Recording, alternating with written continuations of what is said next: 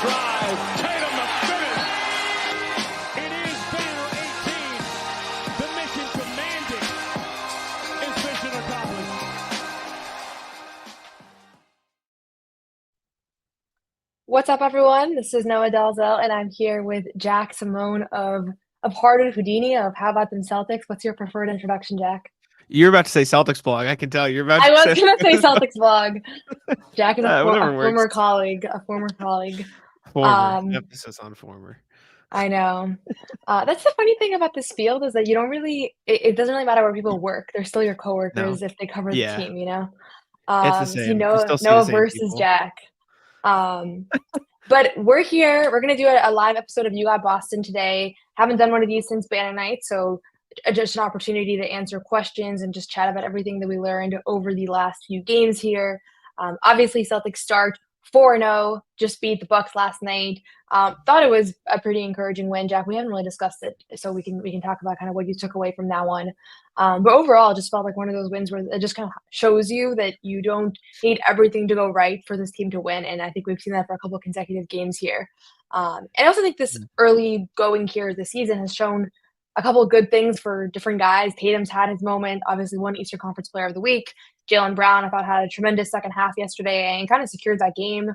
And then we've seen really good standout performances from the bench, whether that's Payton Pritchard, Sam Hauser before he got hurt looked good in preseason. Jordan Walsh has emerged here, where that's the last thing I would have predicted, honestly, at this point in the year, that Jordan Walsh was going to be playing good rotation minutes. So we have a lot to get into, but maybe, Jack, we'll start with just your initial take on how this team has looked through 4 games here. Yeah, I mean, 4-0 is hard to complain about, really. The offense has looked incredible when it's been on. A little bit of rough patches in the Pistons and Bucks games. The first half of last night was really rough. Jayson Tatum and Jaylen Brown just kind of were fumbling around, playing isolation ball, sort of matching the style that the Bucks decided to play, where it's just Giannis's turn one time and Dame's turn another time. But they turned it around in the second half. Tatum kind of realized it wasn't his night. Sort of deferred until the very, very end when he was just like, all right, we're up by 10. Let me try to find something, even though it was unnecessary. Jaylen Brown had a monster second half. He was like 8 of 11, which was pretty fun to see. The Pistons game was a bit weird because I think that was the first time they got guarded in a different way. But I think the Celtics have looked good. The only like real criticism I would say is I think their defense inside the arc has been a bit questionable. I think they've struggled to keep guys off of the I don't want to say offensive glass, but they are the best or one of the best 3-point defensive teams. Teams are shooting 29% against them from 3, but they're shooting 15 or 60% against them inside the arc. So that's the only real thing that I think could be, improved. But the offense has been great. Tatum, despite his bad game last night, he's looked good. Jaylen Brown put it together in the second half last night. And like you said, like all of the complementary pieces have looked real good in the moments they've had to step up too. Yeah, and how much I think the points in the paint has been a topic of conversation because we have to find something that they can improve on, and it definitely feels like it's a weakness right now. But I mean, how much of that is just fixed or substantially fixed when Porzingis comes back? Like, you think that's kind of the way that they're thinking about this, or how much of it is also just like the new combinations of bigs and there's just like miscommunications on that front? I think a part of it is just math, and it's like, all right, we're going to give up some points in the paint here, but if you guys are shooting terrible from 3 because we're closing out and sort of bailing out and, trying to recover, in worst case, you get an open look in the paint, we'll take that because it's a 2 versus a 3, and they know that they're going to make more threes than the other team. So I think part of it is that. I think having Porzingis back will definitely help. I think Luke Cornett is useful in that regard a little bit, but he's just not even close to the same level as Porzingis. So I just think in general we would like to focus on limiting 3s rather than limiting 2s because, I mean, they know they can win that way. So, yeah, definitely. So I'm just going through some of these comments. I do think that the fact that these last 2 games weren't just like outright blowouts is better in the long term. Like, you want to have those experiences. And it's fun. I thought for a second we were going to watch them just blow out like 7 consecutive teams to start the season. I was starting to get that feeling after the first 2. And obviously that hasn't happened with the Detroit come back, and then last night was pretty close for the first 3 quarters. But it's more fun to watch, and there's more to talk about it, and there's more kind of high stakes decision making, and then you have real Jordan Walsh minutes instead of like fake Jordan Walsh minutes, which is what we saw last year when he played. And so, yeah, 4-0. I think there's 3 teams that remain undefeated in the NBA right now, the Cleveland Cavaliers and the Oklahoma City Thunder being the other 2. And kind of what I expected, honestly. I don't think any of us expected for them to have a slow start. So I have a question here about Porzingis, and I'll just say, like, we haven't heard anything new about Porzingis unless you have, Jack, but nothing on the record, from Joe or Brad or anybody like that. But we did see him warm up yesterday and look pretty normal. That's the first time I've seen him warm up or do anything on the floor besides for I saw some clips in Abu Dhabi that he was doing some stuff. Did you catch any of that? No, I mean, there was just I just remember him working out in the summer in Latvia with like DJ McClay and stuff. I don't really know if there is like you mentioned, we haven't heard much since media day. And when he said like, yeah, I've done a little bit of running, a little bit of stuff, but I'm pretty much on track. We did have the Shams Charania update today of like December is still the date, maybe sooner, but he talked about like they have a plan for him and he has to meet certain metrics based on how his calf looks, his leg looks, stuff like that. And it just kind of seems like they're in a space of we don't need him. Why rush him back? Because I still I think they're the best team in basketball without Kristaps Porzingis. Yeah, And it's so kind of just having scary. him there, it is wild. Like I think Kristaps Porzingis coming back will make them even better. I know Sam brought it up once because he saw a tweet. It's like it's kind of having like a part-time worker hanging out on the sidelines waiting to play when he needs to. And it's just like a two-way defensive monster who's an all-star. He's working part-time for the best team in the NBA. It's kind of a ridiculous luxury that they have just waiting. Yeah, it's kind of weird. So I'm working on this story right now for SB Nation. It's going to be one of those stories that I get killed for. I can already feel it in advance. But basically, it's about how where people are just so upset at guys that are injury prone and like the kind of the vitriol that Kawhi Leonard has faced and Joel Embiid now and all that. And basically, the premise is like nobody wants to be injured. But I do think that there's something to be said about the fact that you can't really build around players that every season miss considerable time. And Kristaps Porzingis is one of those players, and they are not building around him. Like he is a piece of this team, and he's important. But as we saw last year, like they can win without him. As we're seeing right now, they can win without him. And I think that's the challenge with guys like Kawhi and Embiid is like those teams are structured around those stars, and they really can't sustain winning without those players. And so it ends up being like everybody's mad at those players. Whereas we have indicators to tell us that this upcoming year Porzingis is probably going to miss time again next season, and Kawhi is going to miss time because these things aren't random for the most part. Knock on wood, but they, usually the best indicator of future injuries is past injuries. And so, with the Porzingis thing, I believe the December report, but I also think they're going to take it even easier on him than they did last year. And I already remember last year, like every time he tweaked something, it was 7 games, and he talked about being frustrated that when I was in Atlanta, he was like, I've wanted to come back from all of these things, and every time they're telling me to be careful, but in the playoffs I'm going to just go for it. And obviously then he actually got hurt. But could you see him like just after this initial thing when he comes back, like how do you think they're going to treat his minutes and how do you think they're going to just view his role? Like, is it going to be a 6-man type thing or do you think they're going to bring him back to what the initial vision was, which is, being the starting guy?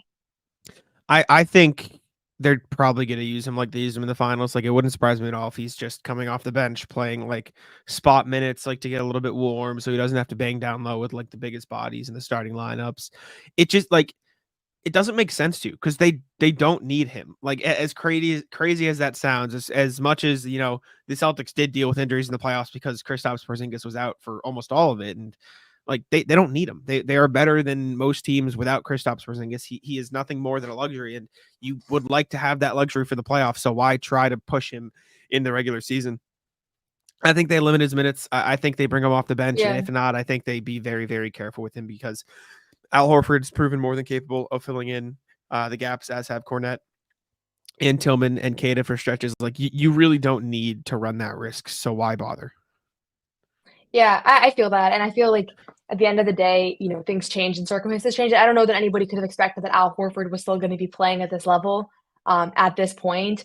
My favorite thing to be right about is saying that Al Horford is not washed pretty much because I feel like every time he has a couple of these bad games, there's the natural conversation of like, he's 38 years old.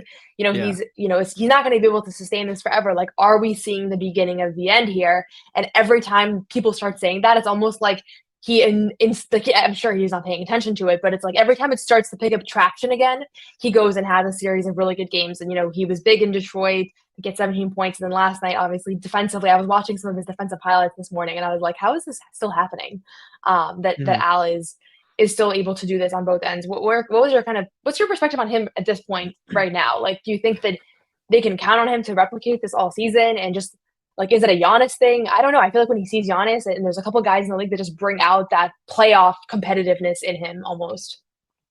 It is unbelievable. Like, he is 38 years old and he looks 25. Just the way he plays. Like, if you told somebody who had no concept of how old any of these guys were, they just they spent their entire life just watching like high school basketball or whatever. They had never touched the NBA and they watched it. They'd be like, all right, well, that guy's probably like 27, maybe like 28, maybe 30. Like, he's 38 years old and he's moving like he is in the prime of his career, because the Celtics have done such a good job of putting him in a role where he has to do three things. He has to space the floor and shoot threes.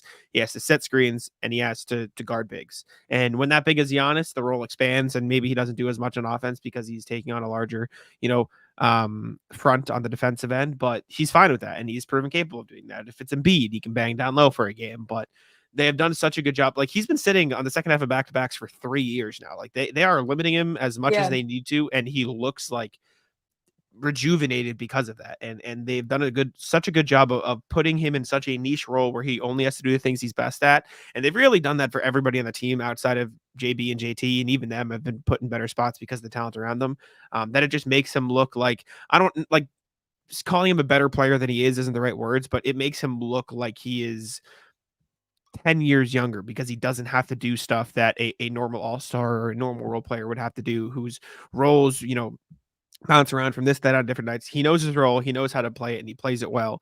And he's kept himself in ridiculous shape at 38 years old. So it's both surprising and not surprising, because we have had no indicators in the past X amount of years that Horford is going to slow down, other than that, run where he couldn't shoot from three. But like that had nothing to do with how bad or good he is as a player. He just had a slump, clearly. So there's nothing that has been said. Yeah.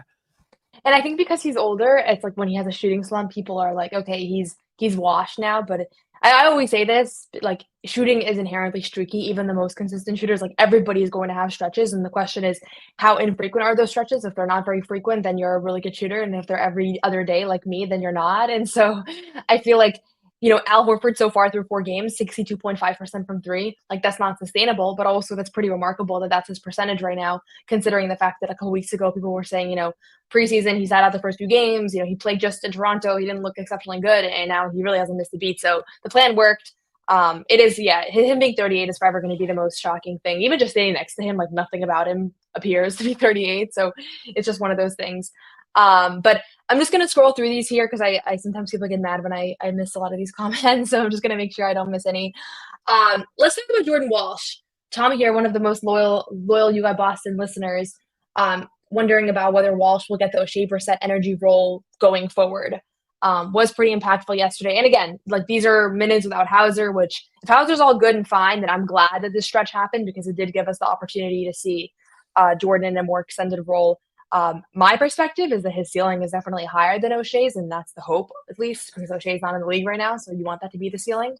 But do you feel like there's ways where he's not as ready as O'Shea was last season, or kind of how do you compare those two? I think he's pretty much on par where O'Shea was last season, and that's not like a shot at O'Shea. I think Jordan has just made matter.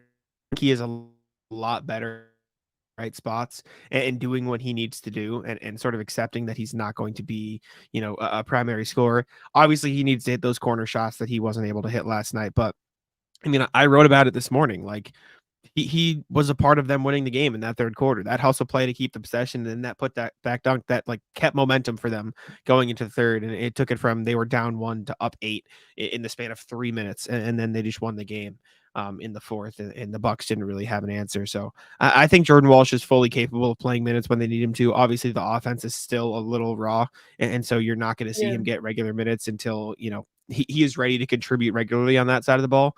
But I still do think he is fully capable of playing the O'Shea minutes, maybe a bit more than that even. Yeah, and I'm curious because I honestly thought after Summer League, and I mean, we were both in Vegas, that was a really rough showing. I hate, like, I hate overreacting to things. Like I would say that's one of my hallmarks as someone covering this team is I really don't like overreacting to the negative. That was tough to keep his performance in perspective because there wasn't really anything Yeah. positive to draw. It wasn't like just the shot wasn't falling. It was kind of just a mess across the board. And now that he has come out and said it was unacceptable, I feel like we can just, there was really nothing good there. And even DJ McClay, like talking to him after games, you could tell that he didn't even really know what to say. The fact that that's the same player that now is coming in and in a big fourth quarter minutes, putbacks, stocks on Giannis, like I did not see this coming. And it is a good reminder that everything is, things that seem really huge or seems like, this is who you are right now is just like a confidence thing a lot of times. And you find a good rhythm all of a sudden and now things are great. And, surely he got better and like, I'm sure he's worked really hard on his game. He's talked about Drew Holiday talking to him about slowing down. But there's also an element of like, clearly he's just in a better mental space. And I think that he's also more comfortable being in this role where he has to come in and not do anything super dramatic. Like he just has to come in and not make mistakes and play hard. Whereas in Vegas, he was thinking about like, I'm going to go for 15 points. And that's a whole different mindset and a whole different perspective to have. But he's been my biggest positive takeaway so far as insignificant as he is in the scheme of like a championship run, just because I did not see it coming. And everything else that we're seeing so far is not a huge shock. Like I thought Tatum was going to be good. I wasn't worried about his shooting. Yeah. I wasn't worried about Jaylen Brown. Like Al, I'm the biggest proponent of like, he's going to keep doing this forever until proven otherwise. So the Jordan thing, I just really didn't see coming. And so it's encouraging that a guy who was looking to be maybe like he's not ready or he's a few years away from being a few years away to all of a sudden I'm like, is he going to be in Boston all year? Like, are we even going to see him in Maine? I don't know. Yeah. No, I mean, there were murmurs, like there wasn't actual talk, but you could hear some whispers on Twitter or whether it was whatever. It's really like, do they need to wave and stretch this guy? Like it was that bad. That was like, not a whisper. They were freaking out on Twitter. Yeah. Yeah. he I wish they were whispering on Twitter. Lost. He was like completely lost. So to see him turn it around, Yeah. I think what you said makes the most sense. Like it is completely different roles. Thanks, Sam. I appreciate you. It's completely different roles. It's like you go from trying to be the guy, trying to like focus on, okay, I have to impress these people. Just like, all right, I know I just have to, play my role next to Tatum and Brown. I just have to, get to my spots. I just have to hit threes. I just have to focus on staying open and hustling on defense. Like it's much easier to focus. And I think that's why the Celtics in general are so successful. And it goes to kind of Top Gun Zero said in the chat, like, why aren't they using Kornet from three? I think realistically, because like Kornet is so effective because he has so few things to focus on. And not that he's incapable of spacing the floor and maybe popping out from three and taking a couple, but like when you define these guys' role for Kornet example, like set good screens, roll to the rim, and be a pest on the offensive glass. Like if that is all he has to focus on, he can really focus and really, attack those skills. And that is such a luxury the Celtics have because how much talent they have. And I think that applies to Jordan, that applies to Kornet, that applies to everyone. And so when you have such a deep roster with so many good players on it, you allow them to sort of focus on those things. And I think Drew Holiday's an even more perfect example because like take him out of Milwaukee where he has to be like the secondary shot creator, where he has to step up when Chris Middleton's out and all this stuff, and then put him in a role where he is spacing the corner from three, taking the occasional three in transition, and then just being a menace on defense. Like you really just define what all these guys have to do. And Ben, that's not very nice. I think you got to be a bit more nice to me in the chat, Ben Vallis. I'm trying my best out here. The problem for me in the chat is that I like stay at the top and then I realize I'm like 15 minutes behind where the comments. Yeah, you got to scroll all the way down. I know that's like I'm learning. I'm working on that because I don't want to miss anything, So then the comments are coming in, and I'm still at like 5:31, and that's not where people are talking about anymore. Not sure about this Jack guy yet. We'll see if we'll renew his contract after today. Come on. It is really nice. I'm used to getting up. I don't know. He does it. Oh, you? Yeah, I think I still have like rib damage from the 30 times that I've run into one of your screens. Like I actually. I'll take that. So. I'll take that as a compliment. Yeah, well, Jack and I, we are going to play 1v1. For those of you that don't know, there was a video out there. It didn't make Jack look the best. He's still kind of rehabilitating his public image. It wasn't my fault. And the video didn't capture that it wasn't my fault. He's in a 2A. So we'll see. If I feel like the one-on-one will be good enough, maybe some footage will be released again. So we'll see. It is a tough matchup for me. I'm not going to lie. It's gonna be released. It's a tough matchup for me. There will be a camera there. I that is the only way I'm playing is if there's a camera there. I don't do well with the physicality, so So we'll see. A couple questions here about just like tough matchups. I think people are already talking about OKC and OKC. I feel like it was the most popular analyst pick going into the season. So many people have OKC Celtics in the finals. Obviously, they were the number 1 seed in the West last year, and I think they had the best offseason of anybody, except for maybe the Celtics brought everybody back. But just bringing Alex Caruso and Isaiah Hartenstein, I love those moves. I feel like they didn't really lose much. No offense to Josh Giddey, but I don't think he was a great fit there. And then also some questions. I can't find the question now, but just about what the Celtics record is going to be. And I hate predicting records because I feel like whatever I say is going to be wrong. But let's hear your take on just what the worst case scenario would be for the Celtics as a finals matchup. Like who right now would be the most difficult opponent, and then also just how you forecast the overall record being. I don't know if you have did you set in stone a preseason like record prediction? I said 59, but I think I underestimated how good they would be on the repeat year. And so I think 59 is way too low. I think they can win a lot more than 59 games. I put that, forget when I guessed that. I predicted every single game of the Celtics season. So I can look back. Let me see. Predicting every game of Celtics season. So I might already be wrong because I think I predicted a loss within the first 4 games of the year. Okay. So I had them. No, I said 4-0. My first loss was actually the Pacers. So I could still be right. My first loss prediction was tomorrow night in Indiana.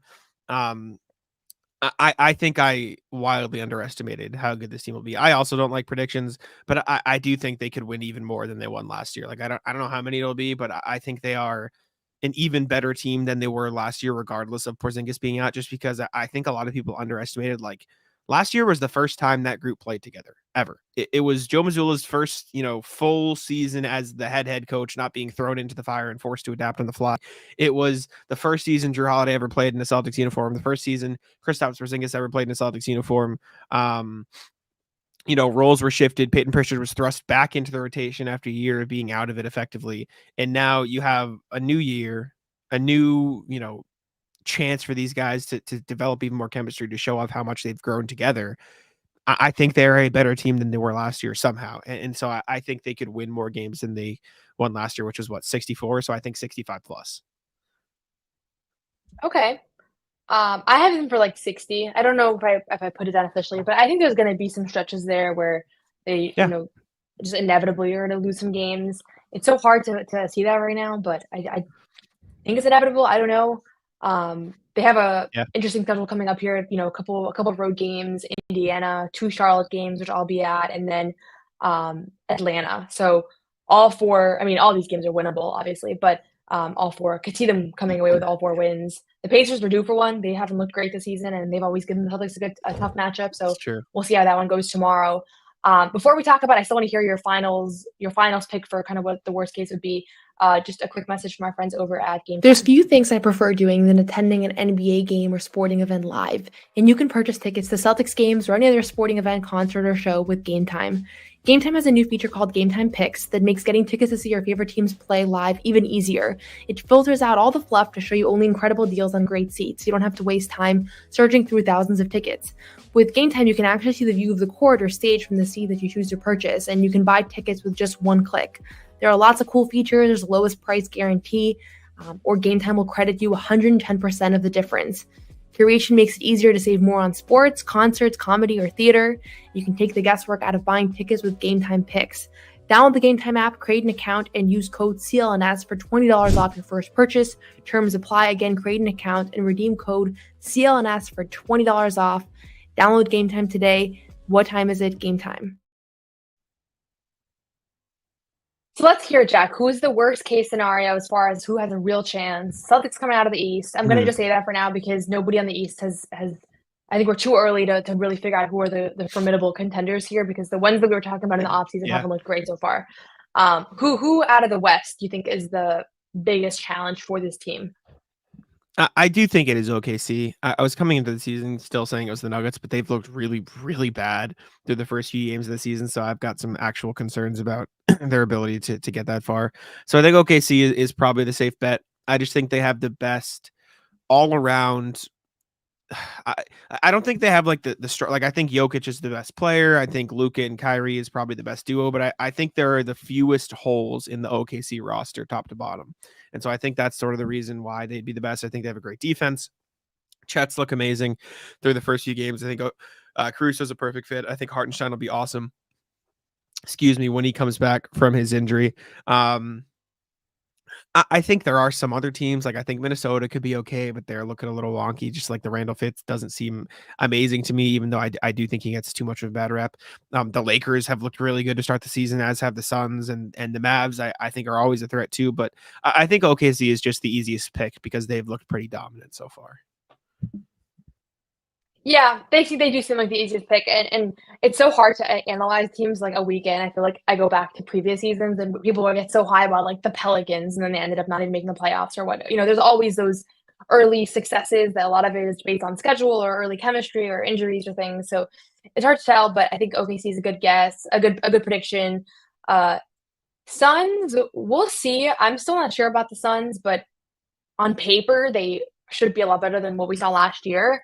Yeah, I even feel like the Lakers, if I know it's early on, but if Anthony Davis has like an MVP season, and yeah, I don't know. I don't want to get ahead of myself here, but they're another like sneaky contender team that I think could pose a challenge. I mean, we're talking about a team that didn't do anything last year. So, yeah. Oh, there we go. Okay, I feel less. Yeah, and I'm just thinking like the really physical type teams that they might really a big front court player that does a lot of damage. Like that's where I feel like the Celtics can have weaknesses. But I understand there's also just a level of confidence that's not going to be shaken by any of these names, at least right now when we're talking about a fully healthy Celtics team and all these teams that really haven't shown that they can do all that much. I do feel like the Mavericks have been a little disrespected just like nationally. Like nobody's talking about them like they're the finals team. But could you see them making another finals run this season? Definitely.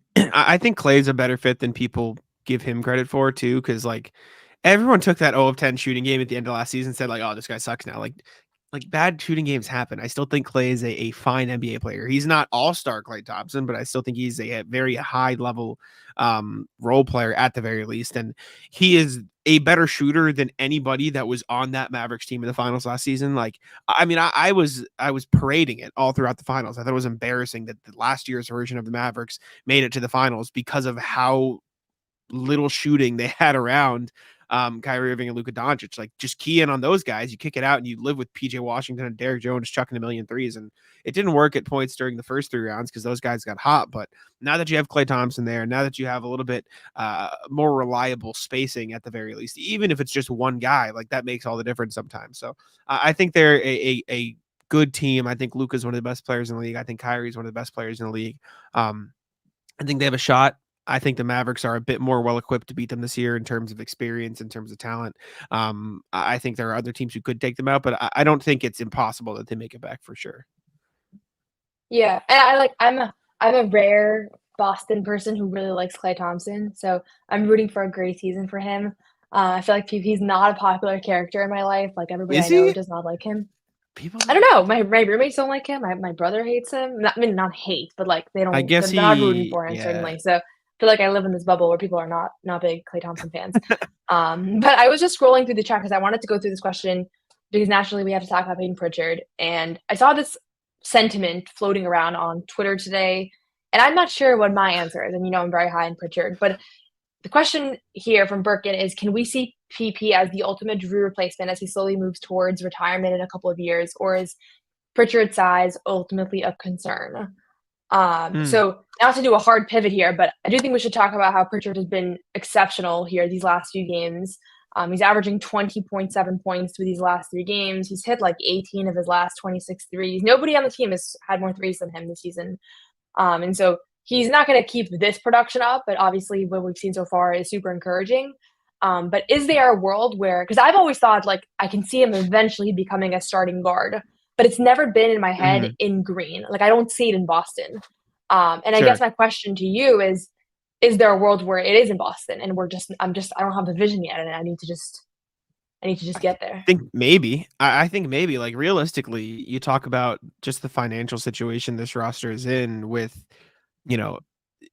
maybe not wanting to keep this top 5 together past next season or the season, whatever. Like you're going to inevitably have to make some financial decisions. You have Pritchard on an amazing contract. He's probably going to make, or definitely going to make more on his next deal at this rate. There's no reason, in my opinion, that he can't start next to Derek White or Jaylen Brown or whoever. At the very least, be a spot starter. I think he's a phenomenal player. I think he is wildly underrated in general. I know you share the same sentiment, but he is small. He is never going to be like an elite defender, nowhere close to like Derek White or Drew Holiday, but he's not a bad defender by any means. Like he hustles, he's in the right spots. He knows how to use his size to his advantage, or at least mitigate some of the potential downfalls that come with being just a shorter guard. I think you would probably ideally like him most in that 6-man role, but there's no reason that he can't be a starter on a great Celtics team, in my opinion. Okay, that's the ultimate belief, because I feel like that's been the hang up for a lot of people who even believe in him, is like, can you do this on a championship team?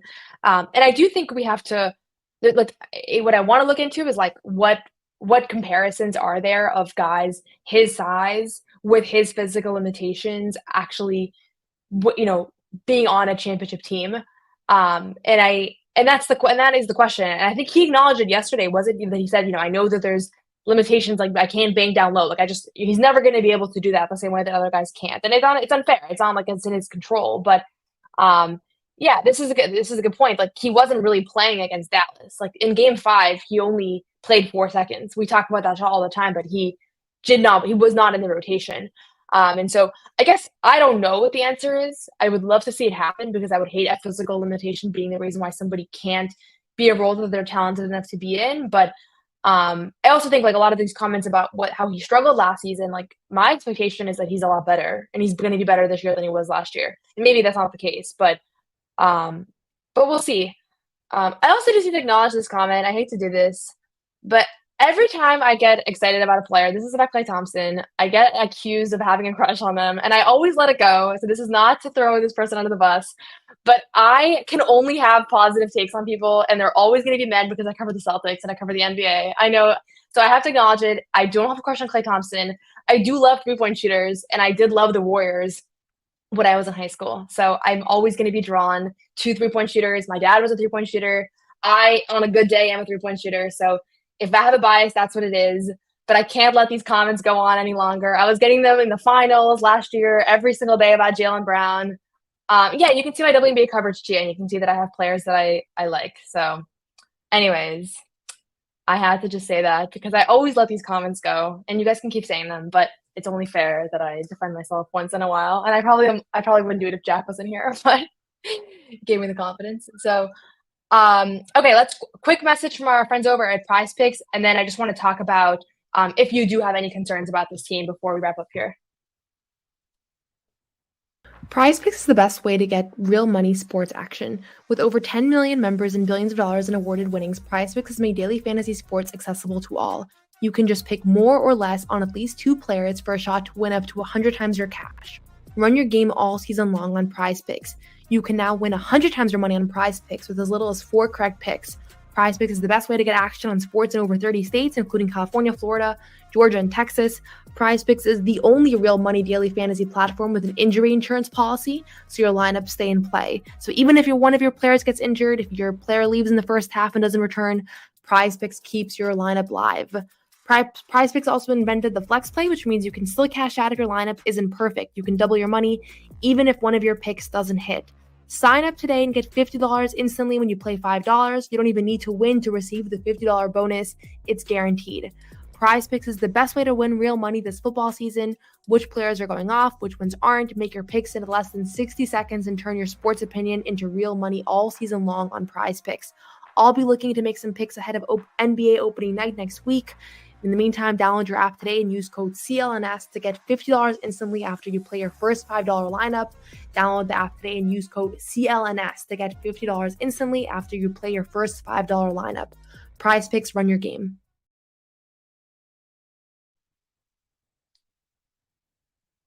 Okay, so I just want to talk about if there's anything that has stood out to you as an area of concern as I'm continuing to see the fallout of my Klay Thompson comments, who I just want to say one last thing on Klay Thompson. 37 points in a quarter. If you love basketball, you enjoyed that moment as a basketball fan. And some of us were impacted clearly more than others here. That's all I'm going to say on Klay Thompson. Man. Okay. So any concerns, Jack, for you about this team from what we've seen through 4 games here? Anything that you didn't foresee that it maybe is a little bit of a challenge? I think the defense hasn't been quite as locked in as maybe you wanted to see. Obviously, the offense has been amazing, and defense hasn't necessarily been bad, but they are giving up a ton of points in the paint. I think the 3-point defense has been good. It's kind of like what I talked about at the very start of the show, but it just seems like they're selling out almost too much to the 3-point line. Like I remember I forget it was the Pistons game or the Bucks game, but there was a game where Jayson Tatum was just kind of like waltzing through coverages. It seems like they're selling out for the threes almost too much, and that is like leading to open shots inside. And I mean, Jaylen Duren and Isaiah Stewart and even Brook Lopez at times were just like murdering the offensive glass and sort of killing them inside. And I don't think that's because the Celtics don't have the size or the personnel. Like, I don't think it's oh, Al Horford's old and they don't have another big, like, blah, blah. Like, I don't think that's the problem. I think they're just focusing so much on, taking away the 3-point shot, and it's working. And the math tells you that's great, right? Like the math tells you that'll win games. But like to your point, when you get in a team or playing a team, like if they play Anthony Davis or if Joel Embiid is magically healthy in the playoffs, like you need to be able to adjust your defense a little and maybe focus more on the post guys. So I do think it is a little bit like, not concerning maybe isn't the right word, but just like I would like to see the defense lock in a bit more because they have been, I don't know where they rank in terms of like how many points per game they're giving up so far. Like, I don't know where they rank in that retrospect. They currently are giving up only 109 points per game, which I say only, but that is still top 10 in the league. So it's not bad. But there's room for improvement. Like, I don't think there is any one spot where the Celtics are like, oh my God, they're really bad. Like, they're just too good of a basketball team. But if there is one room for improvement, I would say like focus a bit more on protecting the paint, because I think that's been pretty meh.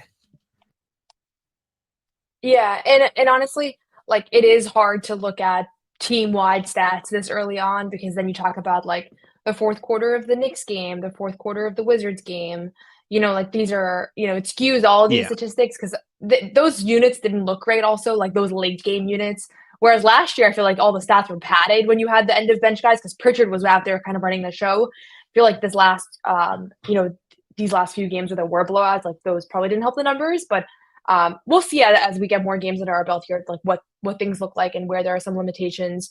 Certainly defense, like you don't want there to be any drop off because it was such a strength last season. I still think that with the Celtics team, it's maybe the most underrated component of their success is just how consistent they were defensively, how little things they had to exploit. Everybody talks about the offense and the shooting and all, the many all-stars and everything. But there was a point last season where I was actually like, this is what's really setting them apart from these other teams is this just lack of mistakes across the board. And so there's going to be changes this year because the rotations are a little bit different. Even Tillman playing more minutes or, things like that. Like there's going to be some adjustments being made there.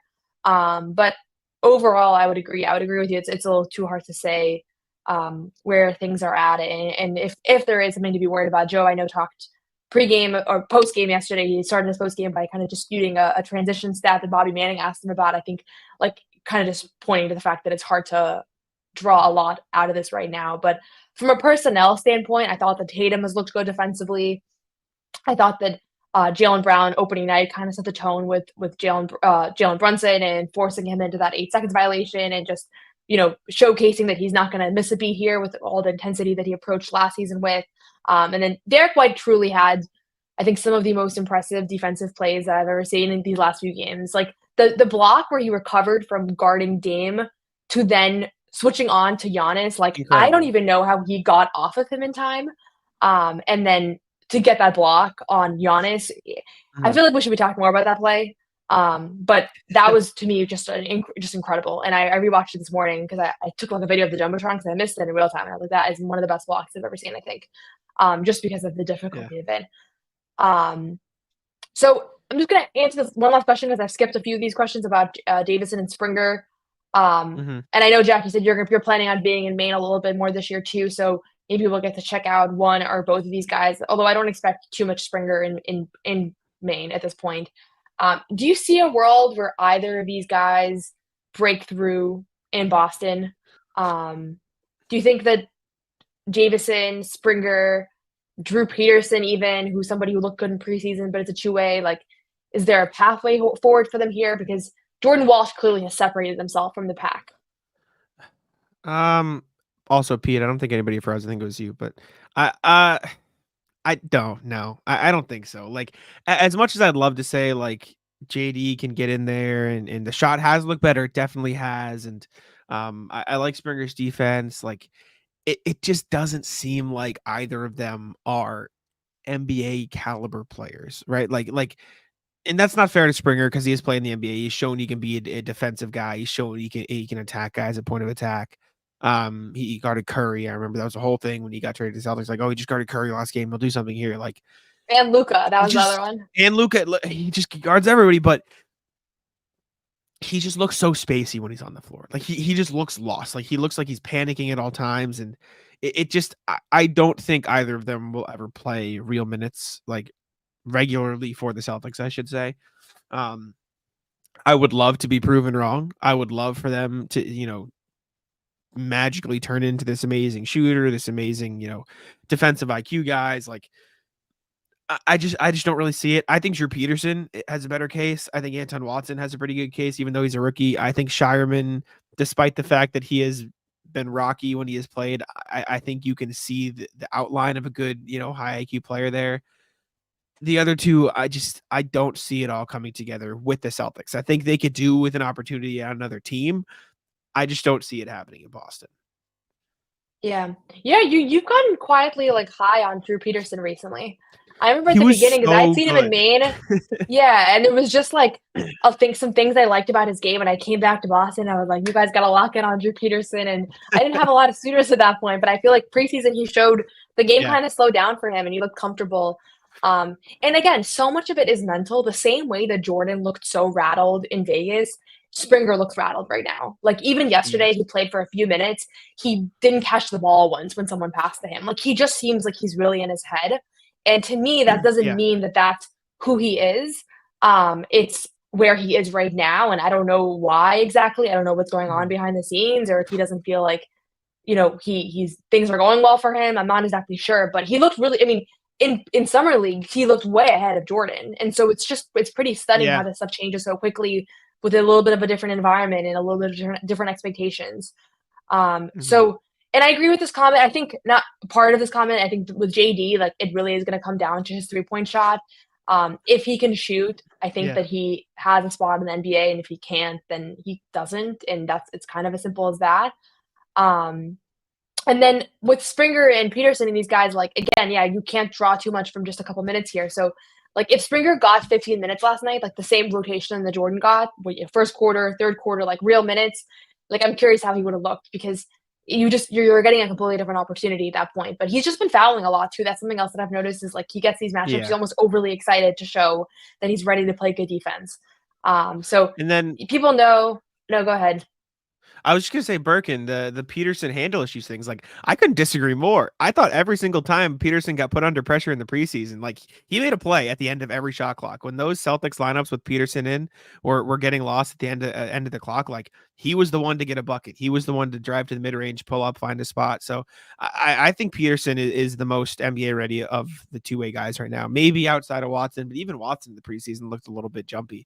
I don't know. I think he's impressed me just with the way he has handled everything. Obviously he needs to put on a little bit more weight. That's always going to be the thing until he does it. But I don't know. Yeah, I will just say to Birkin's point, summer league, he really couldn't dribble. There was moments where they didn't have a lead guard out there. And it was really difficult. He was doing that thing that I do when I'm in trouble. He was like turning his back and just dribbling down the court. And I was like, you don't love seeing that on an NBA court. And so I get that thing. It's weird because a lot of the observations that we saw in Vegas are almost completely inverted for what we saw in preseason. And it's like preseason is more closely resembles what a role on the Celtics would be. It's you're on the Boston Celtics, you're playing NBA competition. Summer league is a little bit of a free for all. Like there's a lot of guys that really have had, like Sam Hauser did not have a good summer league. Like there's a lot of guys that go out to be really good. And so That's why it's a good reminder, because people were freaking out at Summer League. It's a good reminder that it's not always the best indicator for things. But in any case, I think all of these end of bench guys, we're probably not going to see a lot of them in Boston outside of Jordan. Even Jordan, I think he's playing more minutes and he's going to play most of the season. So people should probably expect to be a little disappointed if they're hoping to see these minutes continue. And then the Springer trade rumors, I know Jake Fisher had a report about it.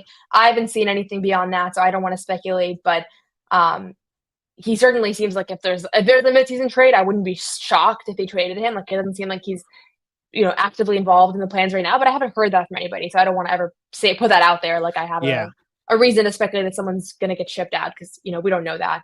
For sure. Yeah.